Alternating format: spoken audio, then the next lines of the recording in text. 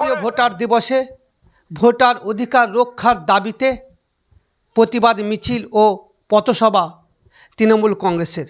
দর্শক, বাঁকুড়া জেলার ইন্দাস ব্লকের রোল অঞ্চলে ইন্দাস ব্লক তৃণমূল কংগ্রেসের পক্ষ থেকে এসআইআরের বিরুদ্ধে প্রতিবাদ মিছিল ও পথসভার আয়োজন করা হয়।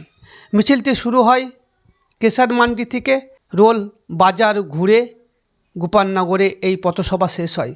সেখান থেকে ইন্দাস ব্লক তৃণমূল কংগ্রেসের সভাপতি শেখ হামিদ বলেন, এই ভোটার দিবসে আমাদের ভোটার অধিকার নিয়ে আন্দোলন করতে হচ্ছে।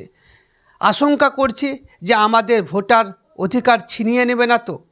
যেভাবে সাধারণ মানুষকে নির্বাচন কমিশন হয়রানি করছে দেখে মনে হচ্ছে আমাদের ভোটার অধিকার ছিনিয়ে নেবে। তাই আমাদের এই প্রতিবাদ। এছাড়াও ইন্দাস পঞ্চায়েত সমিতির সভাপতি বলেন, যারা দেশভক্তির কথা বলেন তাদের ছেলেরা বিদেশে নাগরিকত্ব নেই, তারা আবার দেশপ্রেমের কথা বলেন। এই প্রতিবাদ সভায় উপস্থিত ছিলেন ইন্দাস ব্লক তৃণমূল কংগ্রেসের সভাপতি শেখ হামিদ, পঞ্চায়েত সমিতির সভাপতি চন্দন রক্ষিত, এছাড়াও বিষ্ণুপুর সাংগঠনিক জেলার ছাত্র নেতা সভাপতি আতাউল হক। এছাড়াও উপস্থিত ছিলেন ইন্দাস ব্লক তৃণমূল কংগ্রেসের ব্লক নেতৃত্ব, রোল অঞ্চলের নেতৃত্বগণ সহ এই প্রতিবাদ মিছিলে তৃণমূল কংগ্রেসের হাজার হাজার কর্মী সমর্থকরা সামিল হয়েছিলেন। যেভাবে এসআইআরের নামে সাধারণ মানুষকে হয়রানি করা হচ্ছে, নামের ভুলের জন্য হয়রানি করা হচ্ছে, বৃদ্ধ মানুষদের হিয়ারিংয়ে ডাকা হচ্ছে, এর বিরুদ্ধে গর্জে উঠলেন ইন্দাস ব্লক তৃণমূল কংগ্রেসের সভাপতি শেখ হামিদ। তিনি বললেন, বয়স্ক মানুষদের বাড়িতে বাড়িতে গিয়ে হিয়ারিং করতে হবে, অযথা হয়রানি করা বন্ধ করতে হবে। নির্বাচন কমিশনকে বলল যে আপনি দালালি ছাড়ুন, কাজ করুন, দালালি বন্ধ করুন, বিজেপির দালালি করছে, এই ধরনের অভিযোগ তুললেন ইন্দাস ব্লক তৃণমূল কংগ্রেসের সভাপতি। চলুন এই নিয়ে ইন্দাস ব্লক তৃণমূল কংগ্রেসের সভাপতি শেখ হামিদ কি বললেন শুনুন। তার আগে একটাই অনুরোধ, ফেসবুকে দেখলে ফলো করুন, ইউটিউবে দেখলে সাবস্ক্রাইব করে পাশে থাকুন।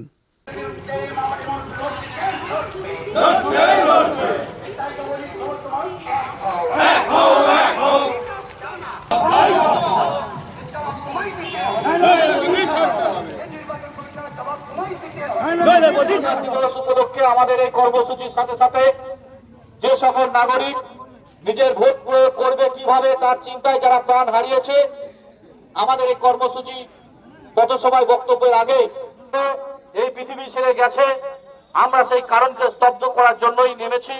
আমরা তাই প্রথমে এই শহীদ বিলিতে ইংল্যান্ডের একজন নাগরিক হয়ে আছেন। আমাদের প্রশ্ন থাকবে, যারা মুখে বলে এই দেশ আমার মা, এই দেশকে নিয়ে আমরা গর্ব করি, এই দেশকে নিয়ে আমরা স্বপ্ন দেখি, তাদের ছেড়ে কেন বিদেশের নাগরিকত্ব নেবে এই ভারতবর্ষ ছেড়ে দিয়ে? আমাদের আজকে প্রশ্ন থেকে যায়। আমরা সেই প্রশ্নগুলো তুলতে চাই নির্বাচন কমিশনের কাছে। নির্বাচন কমিশন হুঁশিয়ার, জ্ঞানেশ কুমার হুঁশিয়ার, পশ্চিমবাংলার মানুষ পশ্চিমবাংলায় থাকবে, তাদেরকে ডিটেনশন ক্যাম্পে রাখা যাবে না, তাদেরকে আসামে পাঠানো যাবে না, তাদেরকে কয়েদি বানানো যাবে না। আমরা এক হয়ে আগামী দিন মমতা ব্যানার্জি এবং অভিষেক বন্দ্যোপাধ্যায়ের নেতৃত্বে এই বাংলা যেমন আছে, আগামী নির্বাচনে 2026-এর নির্বাচনে আমরা হাতে হাত মিলিয়ে আবার মুখ্যমন্ত্রী মমতা ব্যানার্জিকে 4 বারের জন্য মুখ্যমন্ত্রী করতে ভোটাধিকার থাকবে কিনা আমরা জানি না, আমরা কাগজ ঠিকঠাক দিতে পারবো কিনা। প্রত্যেকটা বুথে কোথাও 150, কোথাও 200, কোথাও 300, কোথাও 400, সব মিলিয়ে ইন্দাস ব্লকে 16,000-এর বেশি আজকে লজিক্যাল ডিসক্রিপেন্সি বলে তারা চালিয়ে দিচ্ছে, তারা আমাদেরকে লাইনে দাঁড় করিয়ে দিচ্ছে।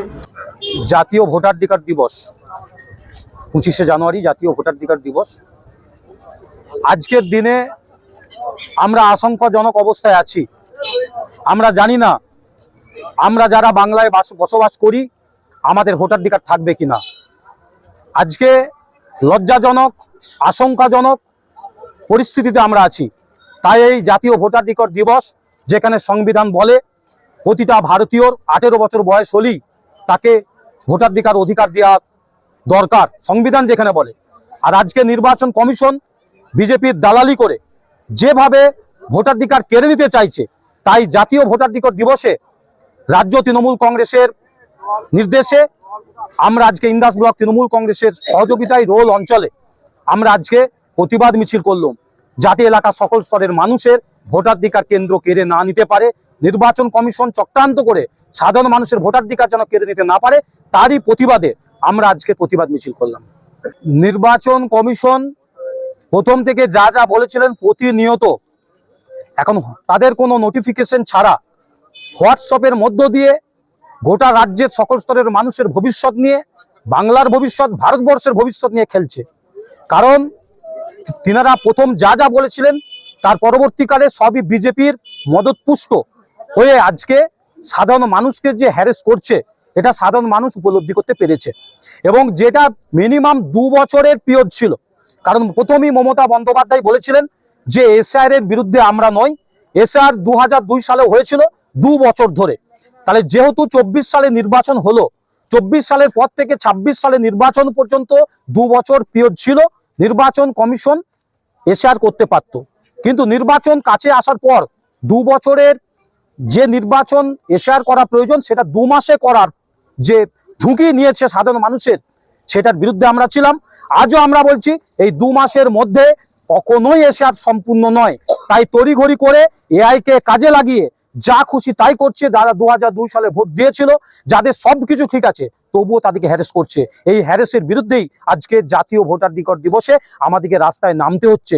এটাই ভারতবর্ষের সাংবিধানিক জায়গায় দাঁড়িয়ে গণতন্ত্রের কাছে এটা লজ্জা। এই লজ্জার বিরুদ্ধে আমরা মুখর হয়েছি সাধারণ মানুষকে নিয়ে।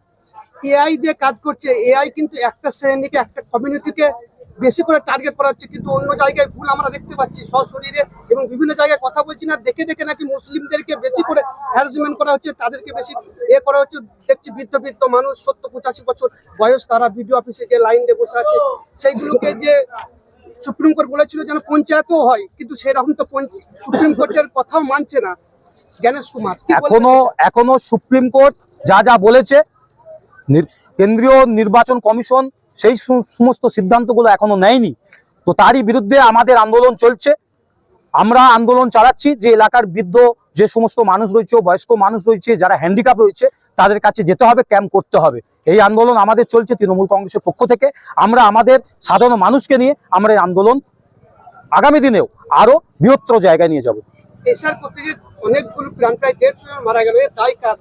এটাই অবশ্যই নির্বাচন কমিশন, এই দায় নির্বাচন কমিশনকে নিতে হবে।